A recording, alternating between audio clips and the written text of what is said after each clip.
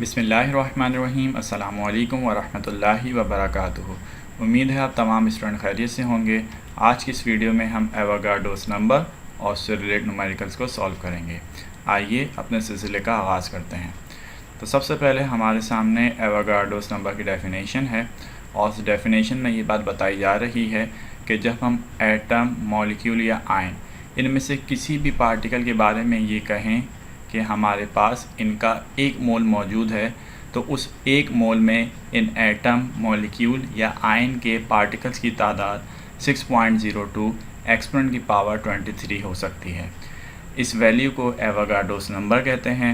Avogadro's number को Na से represent किया जाता है मैथमेटिकली, यानी इसका फार्मूला, ये फार्मूला आपके सामने है। इसके दो पॉसिबल फार्मूलाज हो सकते हैं।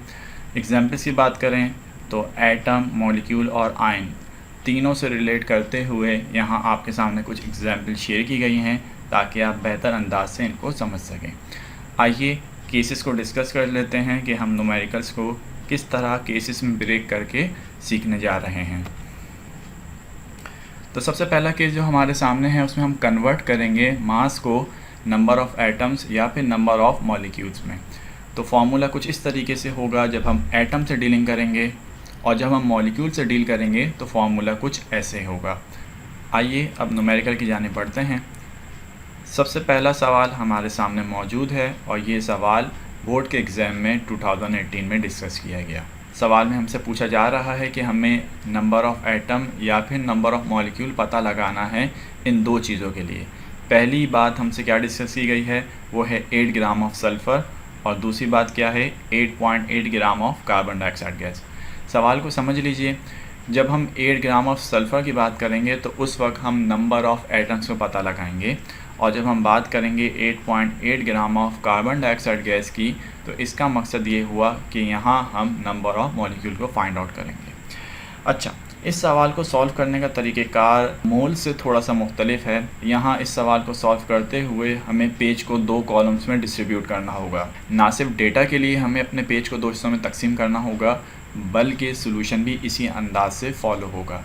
तो आइए डेटा की जानिब बढ़ते हैं। सबसे पहले पेज के दो कॉलम कर लेते हैं और फिर डेटा की हेडिंग डाल लेते हैं।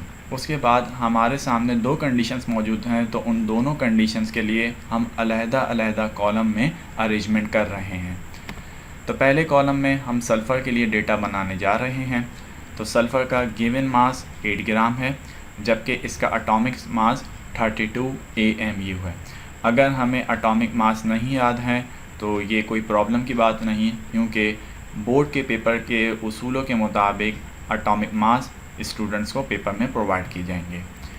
दैन एवोगाड्रोस नंबर, उसकी वैल्यू ये बहरहाल हमें याद होना ज़रूरी है और रिक्वायर्ड में हम लिखेंगे कि यहाँ हमें नंबर ऑफ़ एटम्स को मालूम करना है।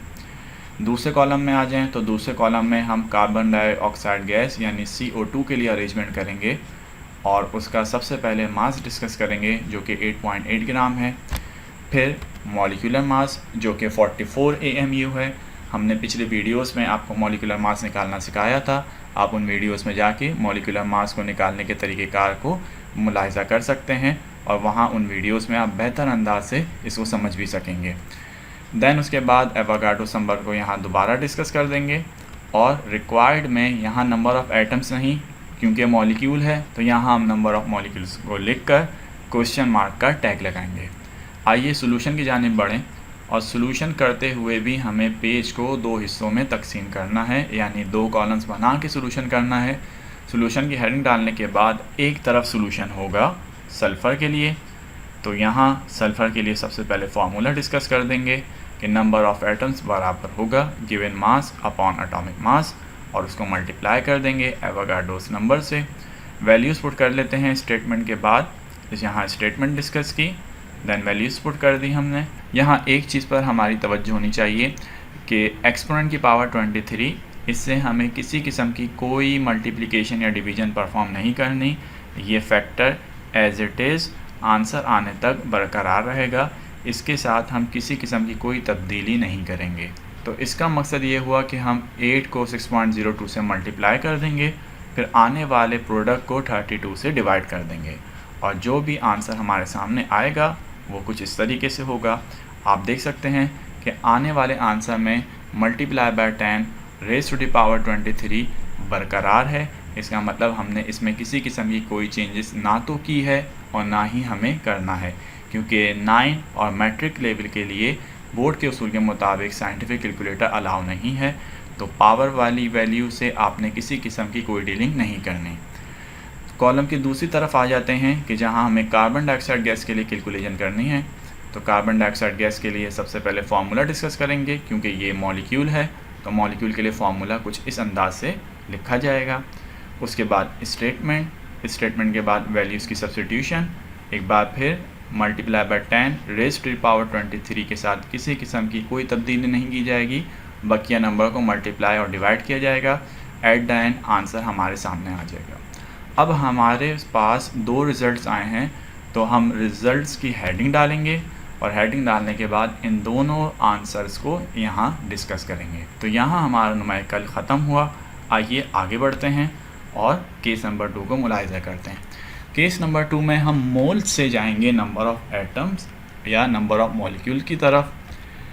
जब हम एटम से डील करेंगे तो फार्मूला कुछ यूँ होगा, और जब हम मॉलिक्यूल से डीलिंग करेंगे तो फार्मूला कुछ ऐसे होगा।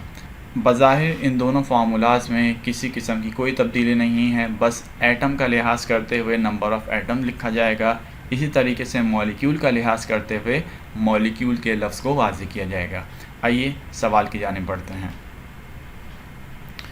तो यहाँ एक सैम्पल क्वेश्चन हमारे सामने मौजूद है कि आप पता लगाइए नंबर ऑफ़ एटम्स को या नंबर ऑफ़ मॉलिक्यूल्स को उस वक्त कि जब 2 मोल्स हों कार्बन यानी C या फिर 1.8 मोल्स हों H2O यानी वाटर के।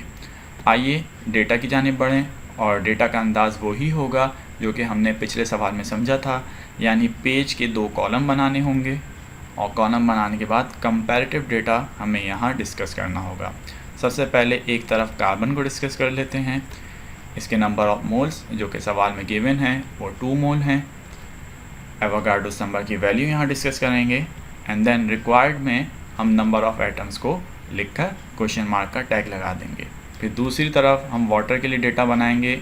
इसके नंबर ऑफ़ मोल्स 1.8 हैं। एवोगाड्रोस नंबर यहाँ पे भी डिस्कस करेंगे और इसी तरीके से रिक्वायर्ड फील्ड में नंबर ऑफ़ मॉलिक्यूल्स को वाज़ेह कर देंगे। यहाँ पर मज़ीद एक बार डिस्कस करना थी कि ज़रूरी नहीं है कि आप फार्मूले को सोल्यूशन से पहले लिखें। अगर आप चाहें तो आप फार्मूले को सोल्यूशन के बाद भी लिख सकते हैं, इससे कोई फ़र्क नहीं आएगा। जैसे कि नंबर ऑफ़ मोल्स वाली वीडियोस में अगर आप देखें तो उसमें हमने फार्मूला को सोल्यूशन से पहले डिस्कस किया, लेकिन अगर आप एवोगाड्रोस नंबर में सवालात को सॉल्व होता देख रहे हैं तो इसमें फार्मूले को हमने सोल्यूशन के बाद डिस्कस किया है। तो ये दोनों अंदाज़ दुरुस्त हैं। आपको जो अंदाज़ बेहतर लगे, आप जिस अंदाज़ से बेहतर प्रैक्टिस कर सकें, आप उस अंदाज़ को एडॉप्ट कर लीजिए। अब हम सोल्यूशन की जानिब बढ़ेंगे और सोल्यूशन में एक बार फिर पेज के 2 कॉलम करेंगे। एक तरफ हम कार्बन के लिए कैलकुलेशन करेंगे। सबसे पहले फार्मूला लिख देते हैं, फार्मूले के बाद स्टेटमेंट, देन वैल्यूज़ को पुट कर देते हैं एंड देन ये फाइनल आंसर हमारे सामने मौजूद है जस्ट फॉर कार्बन। इसी तरीके से कैलकुलेशन करनी है H2O के लिए। फार्मूला लिखेंगे, फार्मूला लिखने के बाद स्टेटमेंट के बाद वैल्यूज़ पुट करेंगे और मल्टीप्लाई कर देने के बाद आंसर हमारे सामने मौजूद है। एक बार फिर multiply by 10 raise to the power 23, इस फैक्टर से हमें किसी किस्म की कोई डीलिंग नहीं करनी। ये factor as it is answer में साथ लिखा जाएगा। अब रिज़ल्ट की हेडिंग डाल के रिज़ल्ट को डिस्कस कर लेते हैं। यहाँ तक ये न्यूमेरिकल भी ख़त्म होता है। आइए तीसरे और आखिरी केस की जानिब बढ़ते हैं कि जिसमें हम कन्वर्ट करेंगे नंबर ऑफ़ एटम या नंबर ऑफ़ मॉलिक्यूल को मास में। इसके लिए फार्मूला कुछ मुख्तलिफ होगा। सबसे पहले एटम के हवाले से फार्मूला देख लेते हैं कि जब हम एटम से डीलिंग करेंगे तो फार्मूला ये लिखा जाएगा, और जब हम मॉलिक्यूल से डीलिंग करेंगे तो फार्मूला ये लिखा जाएगा। आइए सवाल की जानिब बढ़ते हैं। तो सवाल ये हमारे सामने मौजूद है कि जिसमें कहा जा रहा है कि क्या मास होगा कि जब इतने मॉलिक्यूल्स हों नाइट्रोजन गैस के, और उन मॉलिक्यूल्स की तादाद है 3.01 multiply by 10 raise to power 23। ये सवाल बराह रास्त सॉल्व हो जाएगा। इसमें हमें किसी किस्म के कंपैरेटिव डेटा की या कॉलम बना के सोल्यूशन करने की ज़रूरत नहीं होगी, लेकिन मैं अपनी आसानी के लिए इस पेज को 2 हिस्सों में तकसीम कर दूंगा ताकि पूरा सोल्यूशन एक ही पेज पे आ सके। तो सबसे पहले मैं पेज को डिस्ट्रीब्यूट कर दूंगा अपनी आसानी के लिए 2 हिस्सों में। दैन डेटा की जानिब बढ़ूंगा। तो डेटा में सबसे पहली चीज़ जो मुझे दी गई है वो नंबर ऑफ़ मॉलिक्यूल्स हैं, जिनकी तादाद सवाल में बताई गई है, जो कि 3.01 एक्सपोनेंट की पावर 23 मॉलिक्यूल्स हैं, वो मैंने डिस्कस किया। Then molecular mass of N2 यानी नाइट्रोजन गैस का मॉलिक्यूलर मास वो 28 AMU है, वो मैंने यहाँ रिपोर्ट किया। एवोगाड्रोस नंबर की वैल्यू रिक्वायर्ड फील्ड में हम डिस्कस करेंगे कि मास मालूम करना है। उसके बाद फार्मूला यहाँ हम डिस्कस करेंगे और फार्मूले के बाद सॉल्यूशन की जानिब बढ़ेंगे। सॉल्यूशन में सबसे पहले स्टेटमेंट के बाद फार्मूले में वैल्यूज़ को पुट करेंगे। वैल्यूज़ को पुट करने के बाद पॉसिबल मल्टीप्लिकेशन और डिवीज़न करेंगे। यहाँ पर एक चीज़ और तवज्जो के लायक है कि जैसा कि हम मैथमेटिक्स में बात जानते हैं कि अगर 2 वेरिएबल या 2 कोफिशिएंट सिमिलर हो और वो डिवाइड होते हों तो वो आपस में कैंसिल हो सकते हैं। जैसे यहाँ पे भी हम multiply by 10 raised to power 23 को आपस में नुमरेटर और डिनोमिनेटर में कैंसिल कर देंगे। फिर रह जाने वाले फैक्टर को अगले स्टेप में लिखेंगे और उनको मल्टीप्लाई और डिवाइड कर देने के बाद अपना आंसर हासिल करेंगे, जिसको रिज़ल्ट में हम बाकायदा शो करेंगे। तो यहाँ तक एवोगाड्रोस नंबर और उससे रिलेट न्यूमेरिकल्स और साथ में पास पेपर के न्यूमेरिकल्स ख़त्म होते हैं। इंशाल्लाह नेक्स्ट वीडियो में आपसे दोबारा मुलाकात करेंगे। वीडियो पसंद आई हो तो इसे लाइक कीजिए, शेयर कीजिए, कमेंट कीजिए और हमारे चैनल को सब्सक्राइब करना ना भूलिए। टेकफाइल ऑनलाइन एकेडमी की टीम को अपनी दुआ में याद रखिए। अस्सलामु अलैकुम व रहमतुल्लाहि व बरकातहू।